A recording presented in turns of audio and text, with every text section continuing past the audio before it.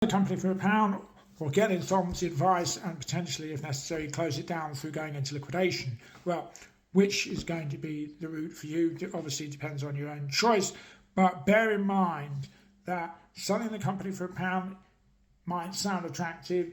The idea that you might avoid insolvent liquidation tends potentially to be a fallacy. These sorts of insolvency avoidance schemes in which they transfer the shares are largely discredited, with a number of those schemes being wound up in the public interest. And the reality of the situation is the idea that you're going to sell your company for £1 with debts is simply a bit of a non-starter, because, first of all, the debts do not get moved on. The debts stay with the company. What you are able to do is sell the shares, but the process of the reorganisation of the share transfer form, you are likely in many instances to have to pay legal fees associated with that, and that's very often the service that the people who are engaged in insolvency avoidance schemes undertake. You might even find it's actually more expensive, believe it or not, to do that than to go into an insolvency procedure such as voluntary liquidation.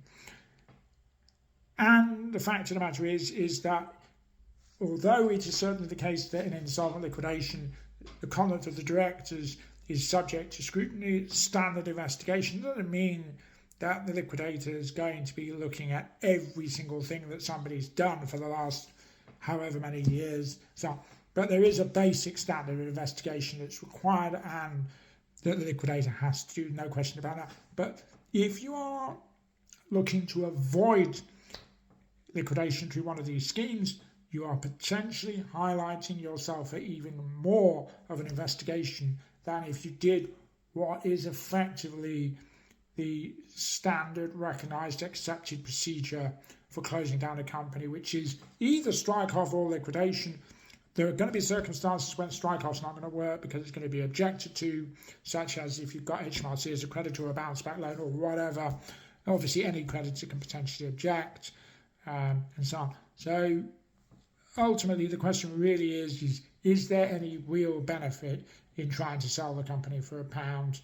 Or would it not, in fact, be better to do it properly through liquidation, perhaps even a strike-off if it's doable?